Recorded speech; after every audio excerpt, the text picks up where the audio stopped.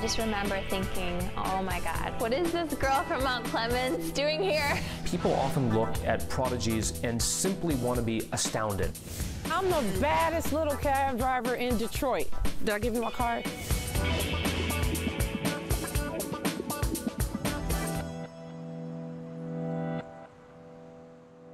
Hello and welcome to First Block. To be honest, this show is something of an experiment. We want to introduce you to some people we think you'll find fascinating because of how they think and what they're creating right here in Metro Detroit.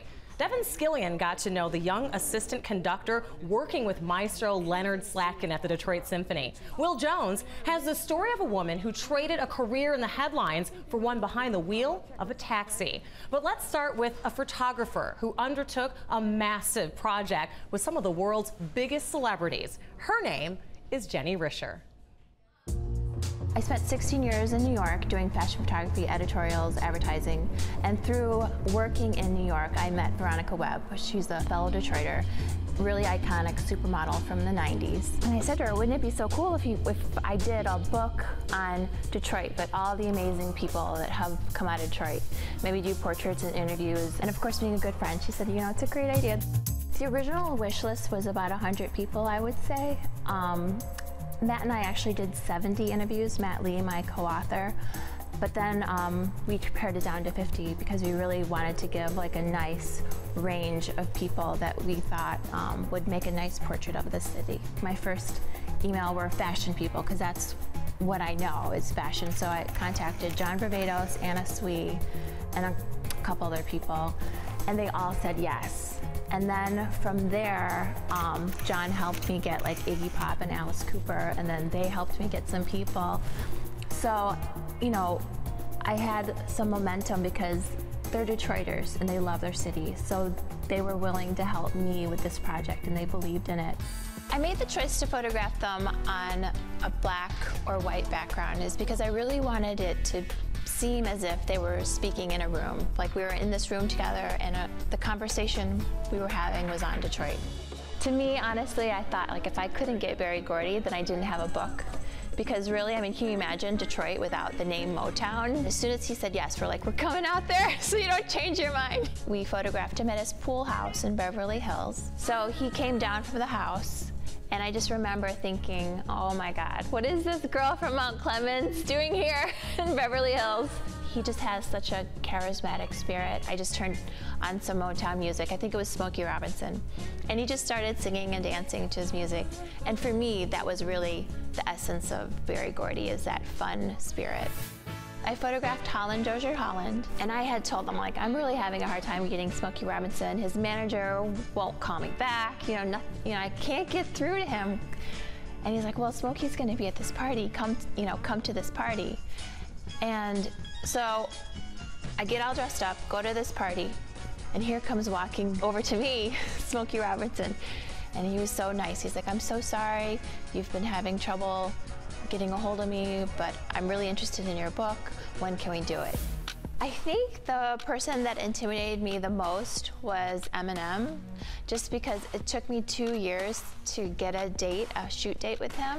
And there was a lot of back and forth emails and literally like 2 years worth of daily emails. But I definitely was sweating a little bit. You know, I was nervous just because I only had 15 minutes and I wanted the shot. On photo shoots, a way for me to calm my nerves is to talk, so I just keep talking. So I just told them about everybody in the book. Of course, I had done research on him, so I knew that he trained with Emanuel Stewart. So I just talked about photographing Emanuel at Kronk and Mel Farr, you know, who doesn't love Mel Farr? Just talked about Mel Farr and some other people in the book. Halfway through, I started panicking because I didn't have a publisher at the time. I think after I photographed Lee Iacocca, I started panicking because I'm like, oh my gosh, I just told Lee Iacocca I'm gonna make a book and I don't have a book, you know? In the beginning, Tim Allen was like, no funny faces. I'm just doing serious faces. So we did the serious ones, and then I'm like, all right, let's just do a couple fun ones. So he just totally went into Tim Allen mode and did all these incredible faces. You know what's funny? I bought a blue sweater because much like the George Clinton wig, that's what he's known for, the blue sweater. So we went to like all these thrift shops to find like a blue sweater, and I found one. But thankfully, Jack Kevorkian wore his, so that was even better. Iggy Pop's manager, you know, they tour a lot overseas in Europe, and they're like, well, we're coming to Boston, we'll be here this certain date, you can come shoot after the show. So, you know, Iggy Pop goes on stage, you know, he looks awesome, his hair is great. And then during the show, he proceeds to like pour water on himself and cut himself, and I'm thinking, oh my God, like my picture. But actually it was the best scenario because he looks really authentic in his picture, and his manager the whole time was like, I'll give you 15 minutes, 15 minutes. And then after the show, Iggy arrives and he's like, you have 10 minutes. Our common bond was Detroit, and if you've ever met anybody from Detroit, no matter where you are in the world, there's this instant connection. I photographed Ted Nugent at his ranch in Michigan, and we just, you know, did it in his garage. I never really heard guitar before until I heard Ted Nugent play. I mean, he can sing through his guitar. I rented that George Clinton chair in New York, and my father and I drove it here to Detroit. In the meantime, I'm making a wig while my dad's driving. When I photographed Martha Reeves, I had done a lot of research on her beforehand, and you know, she's very energetic, and you could hear it in the music and the voice, and I wanted her portraits to just feel like her, you know, just to be exciting and fresh and just have that soulful energy. In doing this book, I just realized how important it is to give back to the community. So we decided we would donate a portion of the profits from the sale of the book to Focus Hope, which is this great organization within Focus Hope that teaches diversity through photography. What's most exciting to me, and what I really didn't anticipate, is all the international orders we've received.